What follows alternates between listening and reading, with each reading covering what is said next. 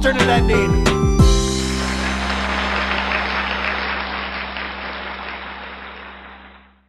Well, congratulations, you two. Welcome to Sundance. Thank you. Now, are you over in, where are you abouts right now? Are you in Belgium? Are you in France? Somewhere else? We're in France in our parents' house, apartment in Paris. No better way to be, dealing with quarantine than with family for extended lengths of time. Is that frustration where the concept of Mother Schmuckers came from? Is just spending too much time with your family? Maybe, yes. But we're always back, even after the movie. They accept us. Oh, that's good. That's good. That's the mark of a good movie. So we don't know what to do, so they hate us. So Well, we had a chance to watch last night, and I appreciate you being on with us because I'm sure between the live Q&A following the midnight screening, which for you would have been early morning, and now it's late, so it's a long day for you. Yeah, it was 6 a.m. this morning, and we're up till we danced. We put some music and danced all day long. Oh, well, I'll have to tell you. So I'm chugging a little bit of coffee right now because we watched it. It was like 11:30 our time here in the States. So watched it maybe around 11:30. And then, frankly, I had a little trouble sleeping afterwards. So I got into bed and I was like, oh, I'm going to lay down. I'm going to go to sleep. And then it was like 1 a.m., 2 a.m. I'm like, looking at my phone. I'm like... having flashbacks to the movie a little bit too. So I'm going to be drinking coffee all day and going to bed early after seeing Mother Schmuckers for sure. We really loved it. It's a nice change of pace from, some of the, over serious films that you can sometimes get at film festivals. This is such a fun film, a little bit of a throwback, in my opinion, as well too. That's the feeling that I got, like a Three Stooges vibe, and hopefully it's respectful to say also like a Blake Edwards vibe in there as well too. So I really enjoyed it. And what are some of the influences that you two can point to for this? We tried to do a very serious film, but we failed. So. I felt that. Yeah, I definitely got that vibe. But there's still some serious things, some sad things. We watch a lot of comedy, and we love discovering stuff. So yes, we love. We are big fans of Three Stooges and Black Edwards, and we are also big fans of Marx Brothers, of Tim and Eric, of Jim Carrey, of Adult Swim, Eric Andre, all that stuff. Well, that's good, because I wanted to throw in Dumb and Dumber in there, but I didn't want to offend anybody with that. But I definitely got some Dumb and Dumber vibes from this as well too. And yeah, we love Farrelly Brother.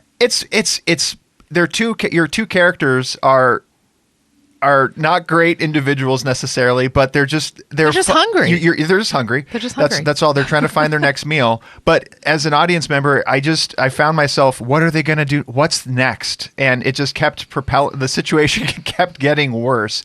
And these are characters that I really enjoyed spending time with. So where did the concept of this film originate?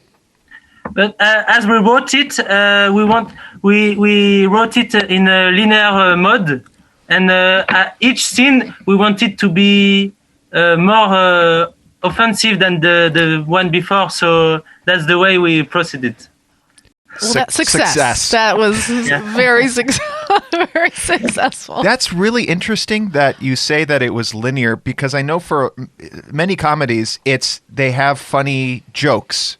And then they figure out a way to bring all of their jokes that may not tie together. They find a way to tie it together. So it's interesting that you went more of a linear approach, and it just organically, you came up with the ideas for the story that you were looking to tell versus taking, funny ideas of different things within it. Yeah, we think about a lot about how to write and stuff, and a lot of great writer we love always says that the story comes first and then the jokes, and the jokes, if the jokes are not good for the story, we cut it. So we try to think like that. That makes sense. So collaborating on this, how did that work with the two of you collaborating on the writing piece of this? Like, did you have a certain approach to, how we you do everything together, from the writing to the shooting to the editing. We try to do everything together. It's the first big step because we are tough on each other and we have to make the other laugh. So it's the first step to the work. Tell me about differences. I'm an only child. Carrie, my better half, has a sister. Nobody's perfect. Right. They never get along. So I don't know how do you work out compromises when one of you thinks maybe something should be shot a certain way and the other one doesn't agree. How did you work out those differences working together? We fight. Good. Good old style. No, we learn to discuss about everything and to find the right compromise. And I don't know how, there is not a way to do, but it's just experience. And we love to work together. We love to do things together. And that's the thing that gives us the passion. So we try to do it the best way. I disagree. I agree with these disagreements. There's always one sibling that's more agreeable. That's always the case. It's me, in my case, for sure. I go with the flow. But I actually, in particular, it's funny you say that because I know with everything that's going on in the movie, this might seem small, but one of the things that I really actually enjoyed a lot was the running sequences with you two together, because you were so in sync. And it really had a throwback. This is a US show that you may not have heard of, but there was a show back in the 90s that was called Perfect Strangers. And it was these two brothers, and it was such a throwback to like kind of that 70s, 80s vibe of just nostalgia that I really liked the way that you played that out, even though maybe it's because you're such a fan of, some of the comedies yourselves. So I'm curious, how much of the film? I always view films as some of it being circumstance, like what's outside of your control kind of influences the finished product versus intentions, which is what you set out to do. Just being an independent film, there are constraints. You have limitations potentially on budget or time. How much of the finished product is what your vision was at the onset versus a compromise of what all of the constraints that came from it. 82%. Very good. That's what I would have said. I would have said about that. Yeah. Yeah, we tried. No, the script was the movie looks like a lot like the script. So yes, but after we'll try to improve things with the actors, with the camera, with all the stuff we put together and try to make it magic. Yeah, we don't regret anything because we know that each segment of the fabrication of the film, the shooting, the editing, it's an opportunity to bring some new stuff. So we have never regrets about losing some stuff or not having the things we had in mind. I don't know how to say, but when we did shorts, we always had like a sequence that doesn't work, and in editing we're like, okay, let's do this so it works, and so we have the same mentality for this picture.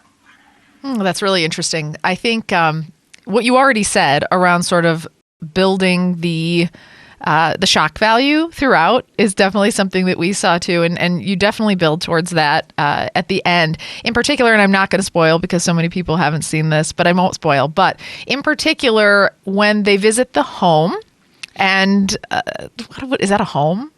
They visit the party. I'm going to put it in quotes. We'll just call it a party. They party. visit the party. There's a party. So as directors, as being a part of something like that, there's a lot going on in that house to see visually. How was it directing something like that and making people comfortable with what's happening around them in a scene like that? In real life, it wasn't that crazy. It was lack of calm. Everybody was with their animals and trying to keep them calm. And it was only friends who came with their animals. So it was like trying to get them in the mood, and we're like, okay, we are gonna shoot. If anybody wants to get undressed, you can. If you don't want, it's up to you. And they were all. It was always fun, and everybody enjoyed, and it was a fun thing to do. Everything was consensual. It was consensual, and when I'm looking to get intimate, I want it to be with a familiar friend. So that. And I have lots of theater friends who loves to get undressed, so it was easy. That's true. You guys are in France. It's different here for us. We're like, oh my gosh. Right now, I don't have a sweater on. I'm feeling a little bit bare. In Belgium, the theater people are like, let's get undressed. Oh, yeah. Well, what's next stylistic for you two? I know you're just trying to enjoy the Sundance feeling, but do you have any plans, ambitions as far as your next feature as well? We want to end the pandemic. I like it. The movie ending the pandemic. Now we try to write a little and just chill, have fun with life. Yeah. Well, you've earned it. You've made it to Sundance. My only regret is that I hope we would welcome you back in person next year with your next feature, just so that you can really get the full Sundance film experience. Now, have you done the festival circuit elsewhere prior to the pandemic? No, it's the first festival for the film, so maybe after we hope we'll see it in real cinema with people. Yeah, I mean, there's nothing. I have to say, I don't know what your experience was at the live Q&A afterwards, but Sundance has done a fantastic job of recreating, some semblance of a community virtually, certainly better than what I've seen, elsewhere. So, we're doing the best with what we've got, and we're happy that your film is being celebrated and was selected for Sundance. I think that's an amazing accomplishment, and looking forward to the formal release of the film and getting it out there so that our audience can see it as well. Yeah. Thank you so much. Thank you. Perfect. Well, thanks so much for taking the time. We're looking forward to what craziness you two bring to the big screen next.